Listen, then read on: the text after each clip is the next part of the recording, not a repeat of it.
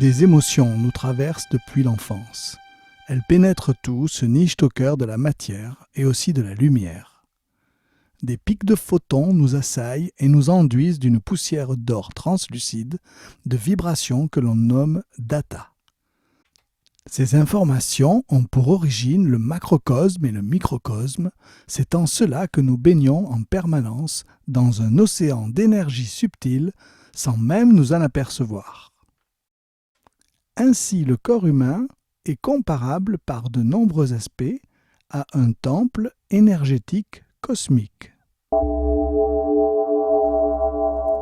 C'est ici qu'entre en scène le névrax, notre système nerveux central et périphérique, venant compléter et coordonner le travail des fonctions vitales. Tout au long de nos membres, de nos organes et de notre squelette axial, existe un réseau de câbles et de circuits électrochimiques magnétiques transmettant des influx sensitifs et moteurs. Au terme de centaines de milliers d'années d'évolution de Sapiens, sont apparus la mémorisation, le langage, l'anticipation, l'écriture, la lecture, le raisonnement et l'imagination comme autant de facultés supérieures propres à notre espèce, couronnées par l'apparition de la conscience du temps, des valeurs d'entraide et du désir de liberté. Nous pouvons aujourd'hui voir fonctionner le cerveau en temps réel et en réalité augmentée, en biofeedback, en feedforward et en biomiroir grâce à l'IRM fonctionnel, aux potentiels évoqués, à la magnétoencéphalographie et aux électrodes intracrâniennes.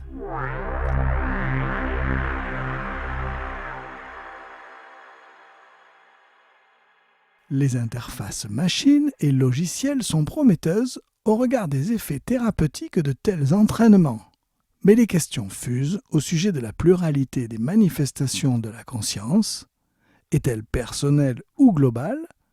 Est-elle intérieure ou extérieure, bridée par les cultures locales, ou est-elle libre par nature?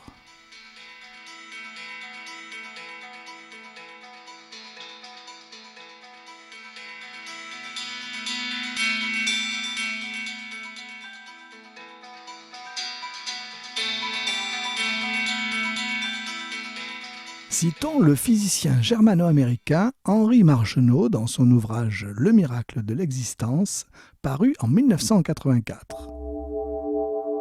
On peut considérer l'esprit comme un champ au sens que revêt ce mot en physique quantique, c'est-à-dire de nature non matérielle. Ce avec quoi il présente l'analogie la plus proche, c'est peut-être un champ de probabilité ne possédant ni masse ni énergie.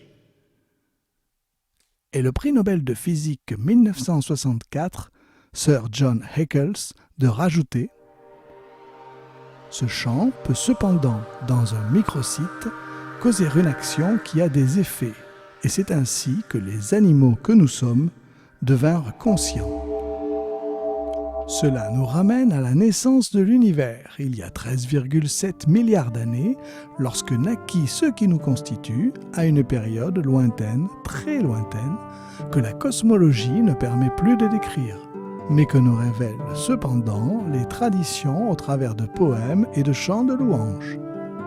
Tel l'Isha Upanishad, hymne védique, écrite en sanskrit il y a 3000 ans, dans laquelle on peut lire au 4e verset « Le un sans bouger est plus rapide que la pensée. Les dieux ne l'ont pas atteint lorsqu'il s'élança devant eux. Immobile, il dépasse les autres qui courent. Il est le maître de la vitalité. » Et au 5e verset, « Il se meut et il ne se meut pas. Il est au loin et pareillement près. Il est au-dedans de tout ce qui est, et de tout ce qui est, il est au dehors. » Nous traduirons en langage moderne qu'à ce stade, des fissures interdimensionnelles existent, à l'image de successions de chiffres qui défilent et définissent les constantes de l'astrophysique. via les longues suites numériques dont les aléas imposent des limites à notre rationalité. Dans ces chaînes de décimales, où se cachent tant de structures, des séries complexes et des combinatoires sont à l'œuvre, comme autant de paradoxaux témoignages d'une intangibilité infinie et voilée, déjà enceinte de toutes ces productions futures, dont celles qui nous conditionnent. Le commentaire du Yoga Sutra explique que la pensée coule dans deux directions, celle de la vertu et celle du vice. Avec cette immersion dans la zone où se confondent la conscience et la matière, des niveaux de plus en plus intriqués apparaissent.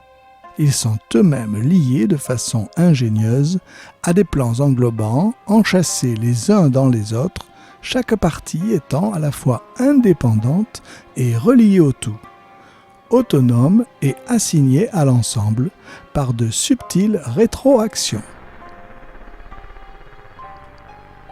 Ainsi, notre cerveau, avec ses 100 milliards de neurones et ses 10 000 milliards de connexions par centimètre cube, gère un flux d'énergie ouvrant les portes de l'incommensurable en direction de notre organe clé qu'est le cœur, celui que la philosophie soufie nomme Qalb et qui tient une place centrale.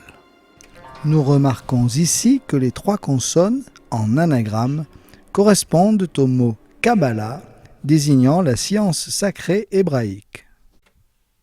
Le cœur, centre du corps par excellence, est une roue suprême animant les passions autant que les intellections, nourrissant les sentiments autant que les décisions, s'alimentant lui-même à la source de l'inépuisable Brahman, dont il est la demeure et la corde qui lie et qui délie, ainsi que la rose rouge épanouie, dans le treillis qui relie les 2 facettes du miroir du réel.